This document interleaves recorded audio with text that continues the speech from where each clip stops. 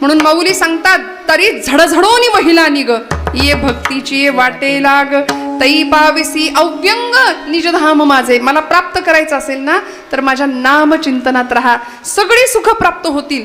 पण आम्ही नको त्याला पकडतोय आणि पाहिजे त्याला सोडून देतोय. एका राजाने एक माकड पाळलं होतं बरं का. आपण जागे आहेत ना सगळे. माकड पाळलं. पंचतंत्र नावाच्या कथा असायच्या पूर्वीच्या काळात. मी म्हटलं ना आता त्या गोष्टी सुद्धा नाहीत. कधीतरी आपल्या पोरांना श्यामची आई द्यावं वाचायला. अहो, ज्या मनाला घाण लागू नये असा विचार आईनी प्रत्येक वेळी आपल्या लेकराला शिकवला होता.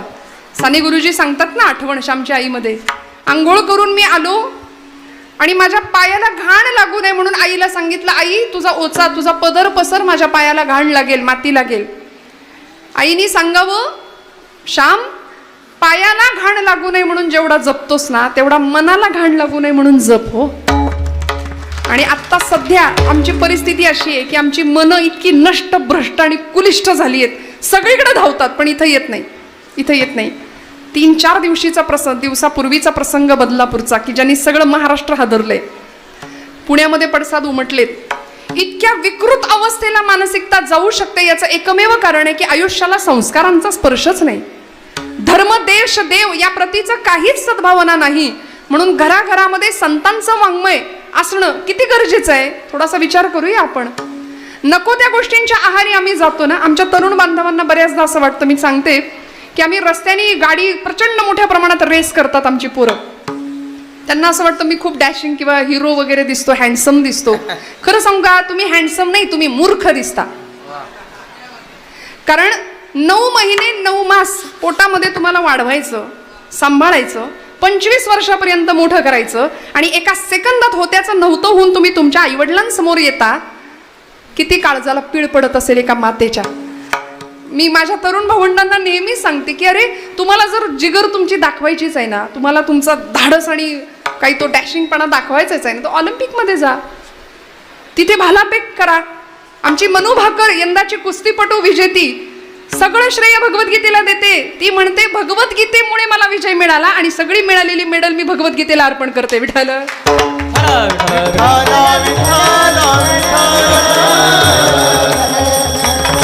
किती किती गरजेचं आहे नामसाधना. बघा ना, किती अध्यात्माचं बेसमेंट आयुष्य. तुम्ही कितीही आयुष्यात प्रगती करा पण अध्यात्माचं बेसमेंट जर आयुष्याला नसेल ना तर काहीच अर्थ नाही, काहीच नाही. लौकिकातलं प्रगती शून्य शून्य.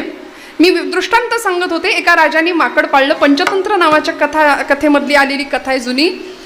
त्या राजाने माकड पाळलं आणि त्याची परीक्षा घ्यायला तो जंगलात गेला. प्रधान होता आणि एका झाडाच्या ढोलीमध्ये, छोटंसं असं झाडाच्या ढोलीमध्ये एक मुठभर फुटाणे टाकले. चणे, फुटाणे, हरभरे आपल्याला माहिती आहे. ते माकड धावत गेलं आणि त्यांनी डोलीत हात घातला आणि ते फुटाणे मूठ भरून हातात पकडले, घेतले. आता तो डोलीचा आकार लहान होता. झालं असं की मूठ भरल्यामुळे फुटाण्यांनी आकार वाढल्यामुळे तो डोलीतनं बाहेर यायला तयार नाही हात. तो खूप धडपड करत होता पण हात काही केल्या बाहेर येईना. बरं, मूठ सोडावी तर फुटाणे जातील, सोडायला तयार नाही. येणे तुटती बंधने. आम्ही सोडणं शिकलो पाहिजे, सोटायला तयार नाही. प्रपंच सुटतो का हो आम्हाला? मला खरं सांगा, प्रपंचात सुख आहे का? नाही म्हणताय. तरी सुद्धा सुटतो का? नाही. किती गंमत आहे बघा. त्यांनी फुटाणे, पण हे माकडाचं सांगते बरं का मी, त्यांनी फुटाणे हातामध्ये धरले, तो सोडायला तयार नाही. मग आता प्रधानाने एक गंमत केली. त्यांनी काय केलं, एक मोठं पेढ्यांचं ताट भरून असं त्या माकडाच्या समोर खाली ठेवलं. ते माकड पेढ्यांकडे बघतंय, म्हणजे त्याला पेढे पण पाहिजेत पण फुटाणे सोडायचे नाहीत. साधी गोष्ट होती. फुटाणे सुटले, हात बाहेर निघाला, पेढे मिळतील. पेढे पण पाहिजेत पण फुटाणे सोडू शकत नाही, किंवा ती वृत्ती नाही. मला सांगायचं हेच की आम्ही अत्यंत श्रेष्ठ प्रतीचा सुख नाकारायला तयार आहे शूद्र असलेल्या प्रापंचिक सुखासाठी. विठ्ठल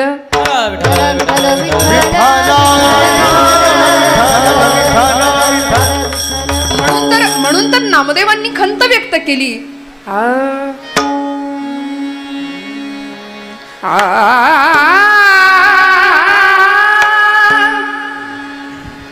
अमृताहुनी गोड,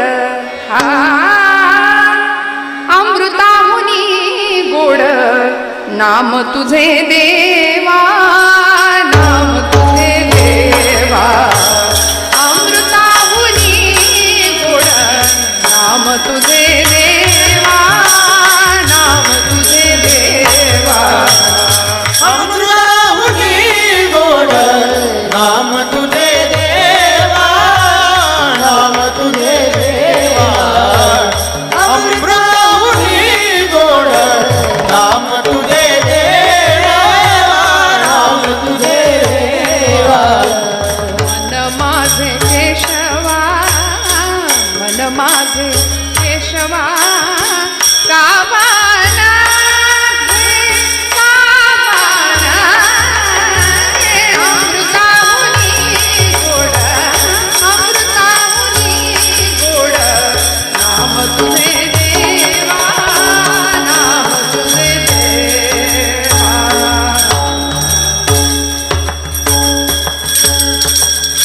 मन माझे केशवा काबा न घे. बाबा रे, माझं मन इतकं नष्टभ्रष्ट पुलिष्ट झालंय, सगळीकडे धावतंय, पण माझं मन तुझं नाम घ्यायला तयार नाही. ते अमृतापेक्षाही गोड आहे. सर्व सुख आम्ही नाकारतो आणि बंधनामध्ये अडकतो, पण भगवंताच्या नामात अशी ताकद आहे. येणे तुटती बंधने, उभयलोकी कीर्ती जेणे. नामधारक कीर्ती पदाला प्राप्त होतो, कीर्ती पावतो. तुकोबरायांचं म्हणणं आहे. असं सत्य असलेलं, साच असलेलं, बरं असलेलं, खरं असलेलं नाम तुमच्या माझ्या मुखात अखंड आलं पाहिजे. पण बऱ्याचदा प्रपंचाने इतक्या तक्रारी दिल्यात ना आम्हाला, की अध्यात्म आम्हाला मिळालेल्या आनंदामध्ये सुद्धा तृप्त आणि समाधानी राहण्याची वृत्ती शिकवतं. फार तक्रारी असतात की नाही आमच्या जीवनाकडून, फार याच्यात काही नाही, त्याच्यात काही नाही, हे बरं नाही, ते बरं नाही, काही खरं नाही, जीवनात रामच नाही म्हणाले. मग आम्ही तर जगतोय, सगळी धडपड करतोय, सकाळी उठल्यापासून रात्री झोपेपर्यंत धडपड तर चाललीये. कशा करता चाललीये? ज्या सुखा करता चाललीये ते सुख काही केल्या मिळायला तयार नाही. जे मिळतंय असं वाटतंय ते टिकत नाही. मग करायचं काय? मला असं वाटतं कधीतरी नकार ज्याच्या आयुष्यामध्ये ठासून भरलाय ना, त्यांनी लवकर उठायचं. रोज रोज लवकर उठावं. एखाद दिवशी तरी उठून बघूया. कारण आमची जुनी मंडळी ब्रह्ममुहूर्त माहिती होता त्यांना, आता आम्हाला माहिती नाही. तो रामप्रहर माहिती नाही. आम्ही सगळे सूर्यवंशी आता, आणि बऱ्यापैकी कीर्तनकार हा तर निशाचर प्राण्यामध्येच मोडतो. विठ्ठल विठ्ठल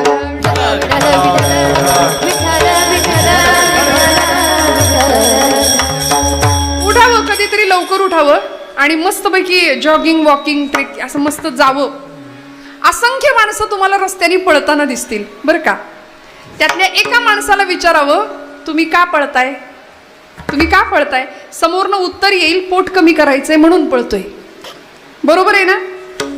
कारण किती पोशिला देह खाऊनी तूप रोटी साखरे, आयुष्यभर देहाचे चोचले पुरवले, तोही इथे राहावयाचा 3 चिमट्या राख रे. सगळं संपणार आहे.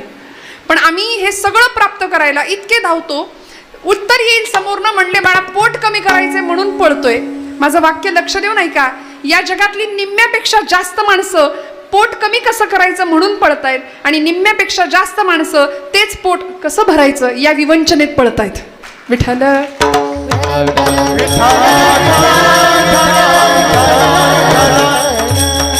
खूप मोठी तफावत आहे. मग कधीतरी स्वतःकडे बघायचं की अरे देवाने मला काय कमी दिलंय.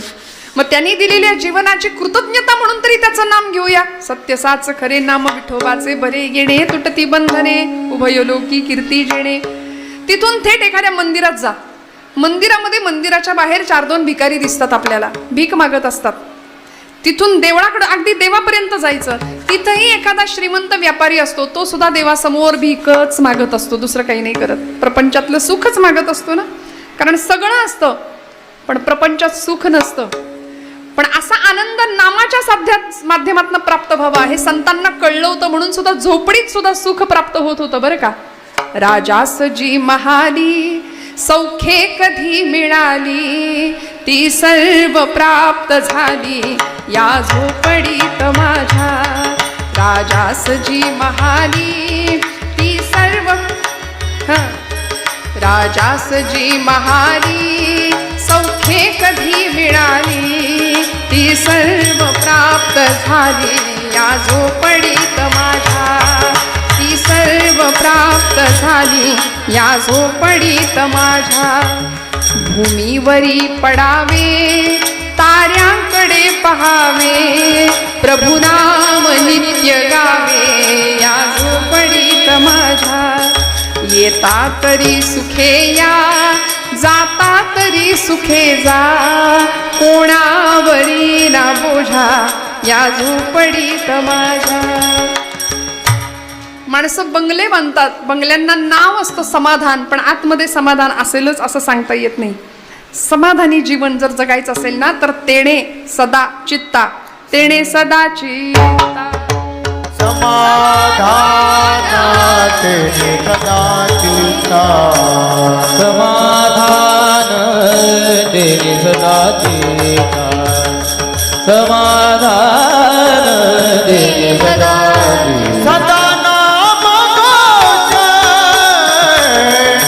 करू हरि कथा, तेने सदा चिंता, तेने सदा चिंता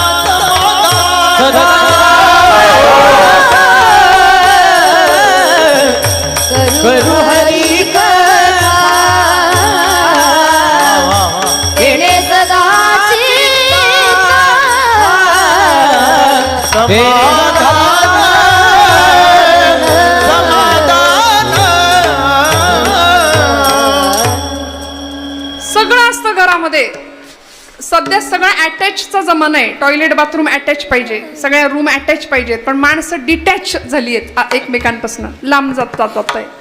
मग समाधानाची श्रीमंती जर प्राप्त व्हायची असेल तर सदा नाम घोष करू हरिकथा, तेणे सदा चित्ता समाधान. लाभ काय? येणे तुटती बंधने. अहो, हिंदवी स्वराज्य संस्थापक छत्रपती शिवप्रभू सगळं होतं. कष्टानं निर्माण केलेलं स्वराज्य होतं, आईच्या मार्गदर्शनाखाली निर्माण केलेलं स्वराज्य होतं. 32 मण सोन्याच्या सिंहासनावर बसले, पण तरी सुद्धा जगदंब जगदंब अखंड नामस्मरण असायचं. अधिष्ठान होतं याच भोलेनाथांचं. आपण ज्यांना खांडेश्वर म्हणून आपण समोर अधिष्ठान ठेवले, हेच भोलेनाथ यांच्या समोरच शपथ घेतली होती स्वराज्याची. धारोषण रक्ताचा अभिषेक केला होता आणि त्याच शंभू महादेवाला सांगितलं होतं की तुझ्या नशिबात विष प्राशन करणं आलं. समुद्र मंथनातून निघालेलं विष तू प्राशन केलं, सगळ्यांना संजीवन दिलंस. आता आम्ही सुद्धा विष प्राशन करणार आहे, देवा ताकद दे. म्हणून सैन्याचा जागर सुद्धा हर हर महादेव हाच ठरला की नाही. प्रार्थना करावी आई जगदंबेला, प्रार्थना करावी शंभू महादेवाला. 150 मावळ्यांचं रक्त ज्यावेळी पिंडीवर सांडतं त्यावेळी छत्रपती शिवप्रभू शंभू महादेवाला सांगतात, हा पहिला आणि शेवटचा आमच्या रक्ताचा अभिषेक. इथून पुढे शत्रूचं रक्त तुझ्यावर सांडेल. विठ्ठल विठ्ठल विठ्ठला विठ्ठला विठ्ठला विठ्ठला विठ्ठला. कारण लहानपणापासून भक्ती आणि शक्तीचा सुरेख संगम जिजामातोश्रींनी ज्या बाळाच्या अगदी गर्भात असताना रक्तापासूनच पेरला होता. इथे आमची अडचण होते की गर्भसंस्कार आईने लहानपणापासूनच, जर गर्भापासूनच नामसाधना, अध्यात्म साधना, उत्तम वाङ्मय हे सगळं जर मुलांच्या मनामध्ये पेरलं, रुजवलं, तर मला सांगा आयुष्यामध्ये नकार येणार नाही. ज्याला आपण मराठीत फ्रस्ट्रेशन म्हणतो ते फ्रस्ट्रेशन येणार नाही. सगळी वस्त्र चढवून बसलोय आम्ही अंगावरती, अहंकाराची, मद मोह माया मत्सराची. एक लेकूरवाळी स्त्री बर का, 6 महिन्याचं बाळ होतं तिचं, 6 महिन्याचं. आता श्रावणी सोमवार नैवेद्य करायचा खांडेश्वराला म्हणून तिने छान म्हटली आता सोवळ्यात स्वयंपाक करते. लेकराला झोपवलं, 6 महिन्याचं बाळ होतं, पाळण्यात त्याला टाकलं आणि आली स्वयंपाकाला. 15 मिनिटात ते कार्ट उठलं. आता हा घराघरातला अनुभव आहे. 15 मिनिटात ते बाळ उठलं आणि रडत रडत रडत उमऱ्यापर्यंत आलं. मग आता त्याला घ्यायचं कसं? कारण आता स्वयंपाकाला सुरुवात केली, सोवळ्यातला स्वयंपाक आहे, त्याला नको घ्यायला म्हणून तशीच त्याला रडत ठेवली. पण शेजारीण आली, सख्खी होती म्हणून आली. सख्खी शेजारीण असली तरच येते बरं का अशा वेळी. ती आली आणि तिने त्या बाळाला उचलून घेतलं. अगं म्हणली कार्ट बाळ कधीच रडतंय तुझं, त्याला घे तरी. ती म्हणाली नको आता रडू दे, आत्ता झोपवलं होतं 15 मिनिटात, मला वाटलं आता 2 तासात स्वयंपाक माझा होईल आणि त्याला घेईन, पण आता करू काय, मी स्वयंपाकाला सुरुवात केली, रडू दे. नाही म्हणाली थांब, सोवळ्यात स्वयंपाक चालू आहे ना, मी तुझी अडचण सोडवते. म्हणून ती जी शेजारीण होती तिने त्या बाळाला सगळी त्याची कपडे काढली, म्हणजे खऱ्या अर्थाने त्याला सोहळा केला बरं का. आणि आईकडं ते बाळ धावत गेलं, आईने त्याला पटकन उचलून घेतलं. जसं त्या आईने त्या लेकराला उचलून घेतलं ना, तसं जगाच्या आईने आपल्याला जर उचलून घ्यावं असं वाटत असेल तर आपल्याला सुद्धा आपल्या शरीरावर असलेली अहंकाराची, मायेची, मोहाची, मत्सराची, द्वेषाची जी वस्त्र आहेत ती उतरवली पाहिजे. तेव्हा ती जगाची माय आपल्याला उचलून घेईल उचलून. विठो माझा लेकुरवाळा संगे गोपाळांचा मेळा, निवृत्ती हा खांद्यावरी सोपानाचा हात धरी. घेतलं ना उचलून संतांना. भगवंत आम्हाला उचलून घेईल, आमचा योगक्षेम वाहील. फक्त त्याकरता म्हणाले त्याला जे आवडतं ते करूया. त्याला काय आवडतं? त्याला त्याचं नाम आवडतं, त्याला त्याचं नाम आवडतं. आणि असं नाम कशा अंतःकरणाने घ्यायचं? अभंगाचं 3रं चरण. भाव त्याचे गाठी, भाव त्याचे गाठी, धरणी गाथा भाव त्याचे गाठी, भाव त्याचे गाठी, भावनाचे गाठी, भावनाचे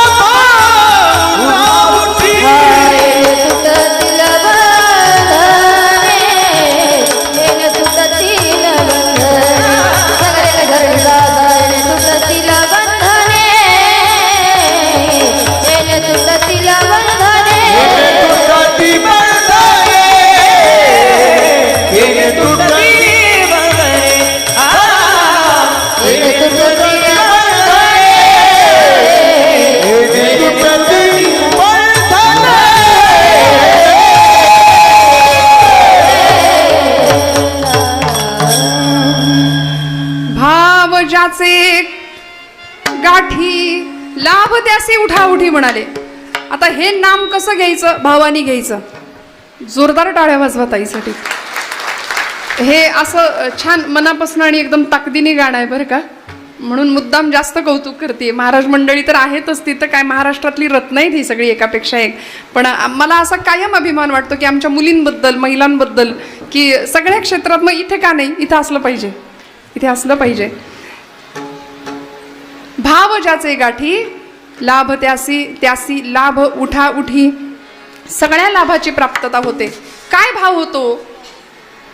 त्या गवळणींनी माठ घ्यावेत डोक्यावरती दुधादयाचे आणि गोकुळाहून त्या मथुरेला जाताना गोविंद घ्या दामोदर घ्या, गोविंद घ्या दामोदर घ्या असं म्हणावं. दही घ्या दूध घ्यापेक्षा.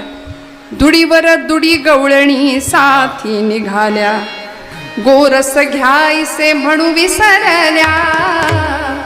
गोविंद घ्या कुणी दामोदर घ्या, गोविंद घ्या कुणी दामोदर.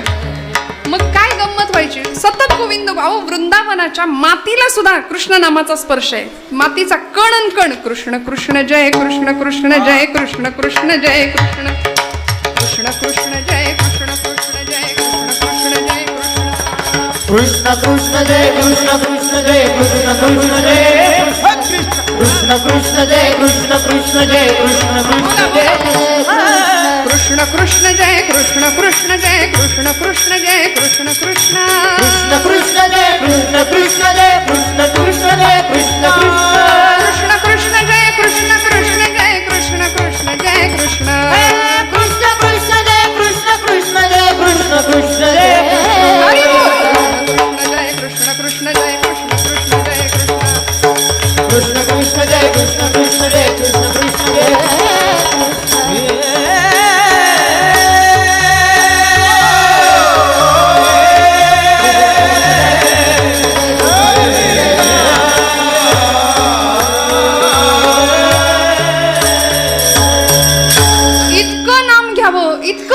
घ्यावं, गोकुळच्या मातीला सुद्धा कृष्ण नामाचा स्पर्श, असं वर्णन केले. अर्जुनाच्या रोमारोमातून त्याच्या केसातनं कृष्ण नामाचा ध्वनी ऐकायला यायचा, इतकं नाम. आमच्या चोखोबरायांच्या अस्थी हाडं सुद्धा विठ्ठल विठ्ठल बोलत होती. म्हणून तर समाधी बांधताना नामदेव महाराज म्हणले, जी अस्थी विठ्ठल बोलेल ना ती उचलून आणा. आमच्या जनाबाईच्या शेण्या सुद्धा विठ्ठल विठ्ठल म्हणायला लागल्या, जनाबाईचं जातं सुद्धा विठ्ठल विठ्ठल बोलायला लागलं. असा नामाचा प्रताप, नामाचा महिमा. त्या गवळणींनी कधीतरी गोविंदाला, भगवंताला प्रश्न पडायचा की या गवळणींना जर कुणी म्हणालं की 1 किलो गोविंद दे बाई, 1 किलो दामोदर दे, तर या काय करतील बिचाऱ्या, असा देवाला प्रश्न पडावा. म्हणून देवानी वर्णन आहे, दूध रूपानी अवतार घ्यावा, क्षीरावतार असं म्हटलंय त्याला. क्षीर म्हणजे दूध. दुडी या माझारी कान्हा झाला भारी, त्या घटामध्ये भगवंत दूध रूपाने स्थित व्हायचा. गोरस ओसंडोनी सांडे बाहेरी, गोविंद घ्या कोणी दामोदर घ्या, गोविंद घ्या कोणी दामोदर. मग एखाद्या गवळणीला विचारावं, बाई ग काय केलंस नेमकं काय तू, गोविंद आपलासा केला. अगं तू म्हणलीस की गोविंदा एक पाय नाचिव रे बाबा, तर तुझ्या त्या बोलण्यासाठी, घोडभर ताकासाठी, लोण्याच्या गोळ्यासाठी तो अनंत कोट ब्रह्मांडाचा नायक एका पायावर नाचून दाखवतो. त्रिभंगी देहुडा वाजवित वेणू, गोपिका रमणू, स्वामी माझा नाचायला तयार होतो. काय केलंस असं, ती गवळण उत्तर देते, कुणी म्हणे ही असेल चोरी, कुणा वाटते असे उधारी. मी केलं काय, जन्मभरीच्या श्वासाई तुके, मोजियले हरिनाम, मोजियले हरिनाम,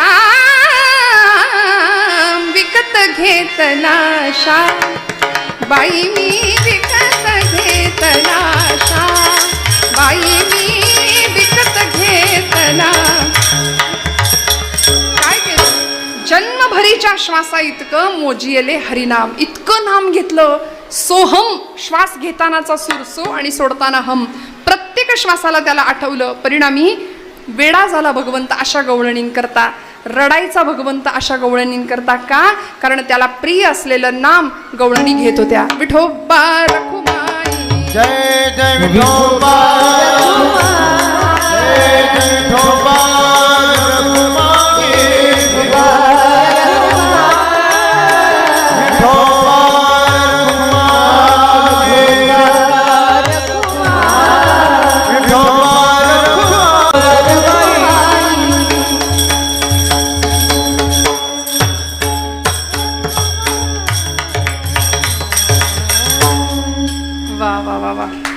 या सगळ्या मंडळींसाठी टाळ्या वाजवा जोरदार.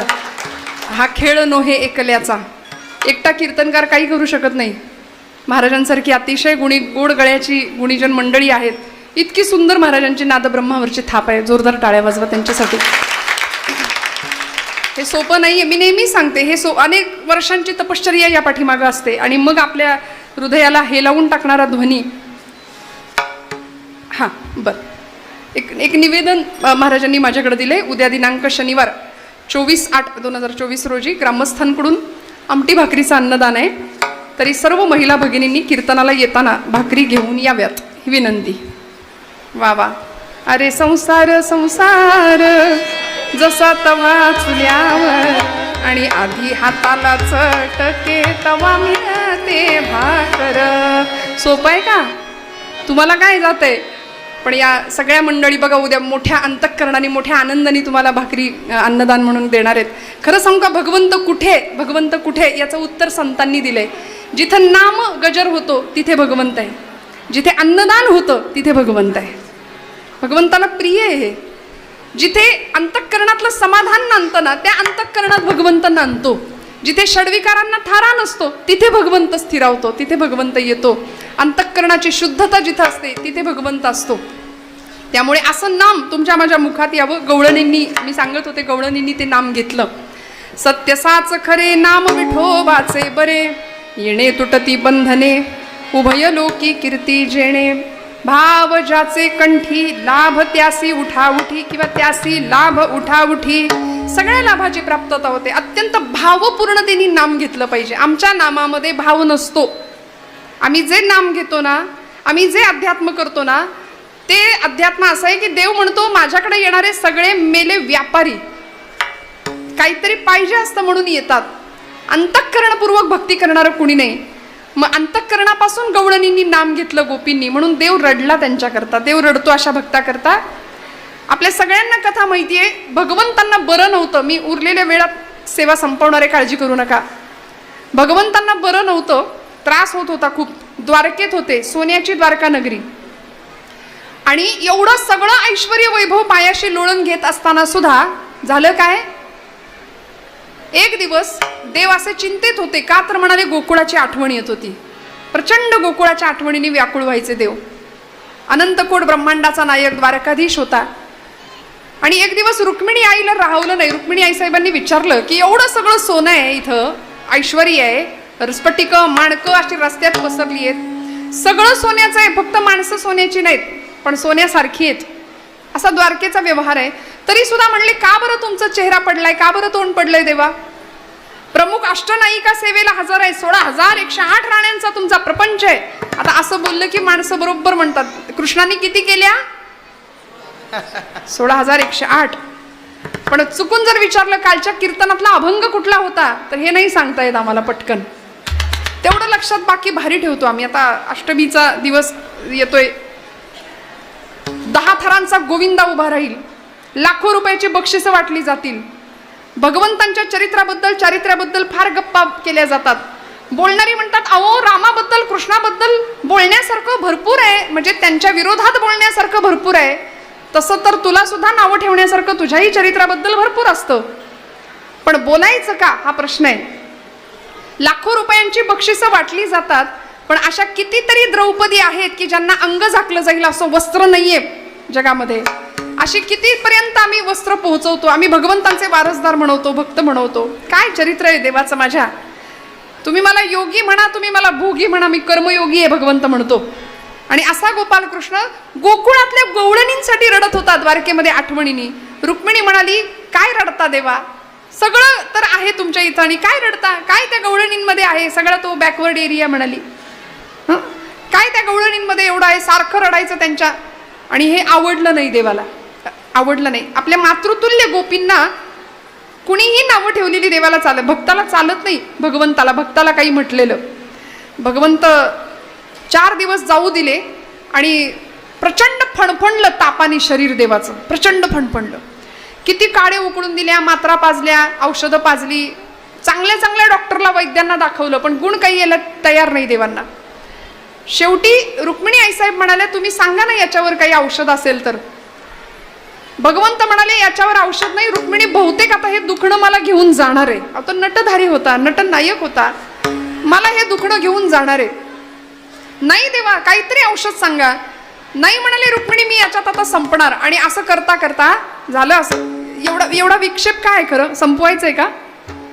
विठ्ठल विठ्ठल विठ्ठल विठ्ठल विठ्ठल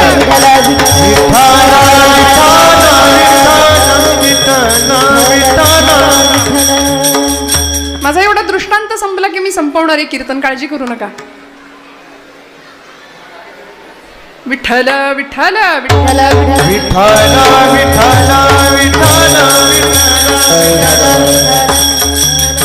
आपल्याकडे म्हण आहे भजनाला 8 आणि भोजनाला 60. त्यामुळे आधी पोटोबा समोर काही नाही चालत नाही का, सगळं तर त्याच्याकरताच आहे. असो माझा दृष्टांत पूर्ण करते मी पटकन. झालं असं की या सगळ्या गवळणी भगवंतांची आठवण काढतायत, रडतायत. भगवंत इकडे रडतायत. भगवंत म्हणाले ज्या व्यक्तीचं माझ्यावर खरं प्रेम आहे त्या व्यक्तीच्या पायाची धूळ माझ्या अंगाला लावली की माझा रोग बरा होणार आहे. ज्या व्यक्तीची खरी भक्ती आहे त्या व्यक्तीच्या पायाची धूळ माझ्या अंगाला लावायची, माझा ताप संपणार आहे. देवर्षी नारदांना पाठवलं. आणि नारद म्हणजे साधं सुद्धा काम नव्हतं. नरस्य धर्मो नारहा तद्ददाती इति नारद. आमच्या गादीचे मालक आहेत ते. म्हणून आम्ही चुकून कधीतरी म्हणतो ज्यांनी कळ लावली ना त्याच्याबद्दल बोलताना आपण म्हणतो कळीचा. तसं बोलू नये बरं का, अजिबात तसं बोलू नका. कारण देवर्षींनी जिथे जिथे कळ लावली तिथे तिथे त्या त्या परिस्थितीविषयी त्यांच्या मनात कळकळ होती. राक्षसांचंही कल्याण झालं, देवांचंही कल्याण झालं, समाजाचं, धर्माचं, सगळ्याचं कल्याण संतांमुळे होतं. देवर्षी नारद गेले, सगळीकडे शोधलं, कुणी पायधूळ द्यायला तयार नाही. शेवटी गोकुळात गेले आणि प्रत्येक गोपींनी सांगावं की देवर्षी काय झालंय नेमकं आमच्या कृष्णाला. म्हणाले ताप आलाय, प्रचंड फणफणलंय अंग. हो का? प्रत्येक गवळणीनं अशा कच कच कच धुळीत आपले पाय नाचवावेत, पाट्या पाट्या भरून नारदांच्या समोर ठेवाव्यात. आणि प्रत्येक गवळण सांगत होती, जिथं खरं भक्तीचं प्रेम आहे, जिथे खरं नामप्रेम आहे, तिथे स्वर्ग आणि नरक या भावनेचा स्पर्श होत नाही. आम्ही आमच्या पायाची धूळ लावून देवाला लावण्यामुळे आम्ही नरकात कुजून संपलो तरी चालेल. या पाठीमध्ये जितके धुळीचे कण आहेत, तितके दिवस, तितकी जन्म, तितकी वर्ष नव्हे, तितकी युग आम्ही नरकात कुजून संपलो तरी चालेल, पण आमचा कृष्ण बरा झाला पाहिजे, आमचा कृष्ण बरा झाला पाहिजे. म्हणून पाट्या पाट्या भरून नारदांच्या समोर ठेवल्या. नारदांनी पाटी उचलावी आणि आपल्याच अंगावर ओतून घ्यावी. गोपी म्हणाले होते, नक्की ताप कुणाला आलाय, तुम्हाला आलाय की कृष्णाला? मग म्हणाले, निघा, आमच्या या पायाच्या धुळीवरती फक्त अधिकार आहे कृष्ण परमात्म्याचा. म्हणून ती धूळ आज गोपी चंदन म्हणून तोच पंढरीश परमात्मा माथ्यावर मिरवतो, माथ्यावर मिरवतो. का? कारण नामधारकाचं प्रेम इतकं विलक्षण असतं की ते देवाला वेढं करतं, देवाला वेढं करतं. म्हणून तर येणे तुटती बंधने, उभय लोकी कीर्ती जेणे, भाव ज्याचे कंठी त्यासी लाभ उठाउठी. सगळे लाभ अशा भक्ताला भगवंत प्राप्त करून देतो. आणखी काय लाभ होतो? सगळ्यात मोठा काळ सुद्धा घाबरतो. शेवटचं चरण, तुका मने भोळा, तुका मने भोळा, हो, तुका मने भोळा, तुका मने भोळा, तुका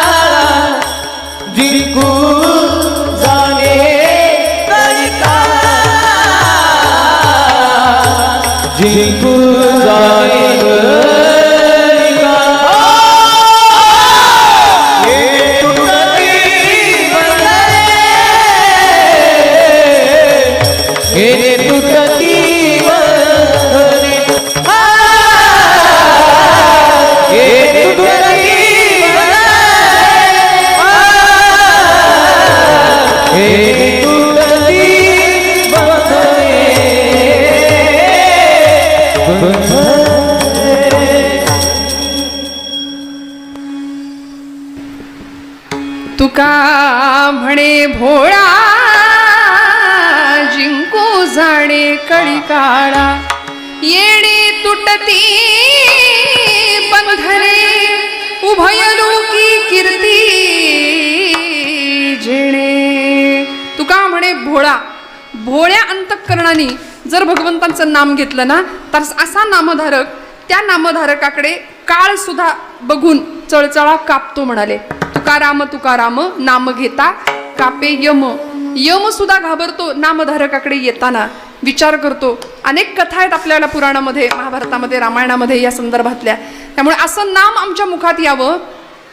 शिवनाम मुखामध्ये जेव्हा असतं ना त्यावेळी काळ घाबरतो. आपण खांडेश्वरांच्या समोर आहोत. शिवस्तुती आपल्या सगळ्यांना माहिती आहे. त्यातला पहिला श्लोक आहे, कैलास राणा शिवचंद्र मौळी फणींद्र माथा भ्रुकुटी जळाळी. हा श्लोक सगळ्यांना माहिती आहे. त्याच्या शेवटचा श्लोक आहे, शास्त्राभ्यास नको, श्रुती पढू नको, तीर्थासी जाऊ नको, योगाभ्यास नको, व्रते मख नको, तीर्थे तपेती नको, काळाचे भय मानसी धरू नको, दुष्टासी शंकू नको, ज्याची या स्मरणे पतित तरती तो शंभू सोडू नको. असा शेवटचा श्लोक आहे. परवा एका कीर्तनात मी हा श्लोक म्हटले आणि एक गृहस्थ मला येऊन भेटले. म्हणाले, ताई तो श्लोक लिहून देता का? म्हटलं कुठला? ते म्हणाले तो. म्हटलं मी बरेच श्लोक म्हटले, नेमका कुठला? ज्याच्यामध्ये हे करू नको, ते करू नको, असं करू नको, तसं करू नको असं लिहिलंय ना, तो श्लोक लिहून द्या म्हणले. किती लाबाडी आहे बघा आमची. हे केलं नाही तरी चालतंय. अहो सगळं खरं, पण सांगितलंय काय? शास्त्राभ्यास नको, श्रुती पडू नको, तीर्थासी जाऊ नको. काहीच नाही केलं तरी चालेल, पण त्याची या स्मरणे पतित तरती तो शंभू सोडू नको. ज्ञानेश्वरा ज्ञानराज माऊली ज्ञानेश्वर माऊली ज्ञानेश्वर माऊली ज्ञानराज ज्ञानेश्वर माऊली ज्ञानराज माऊली तुकाराम.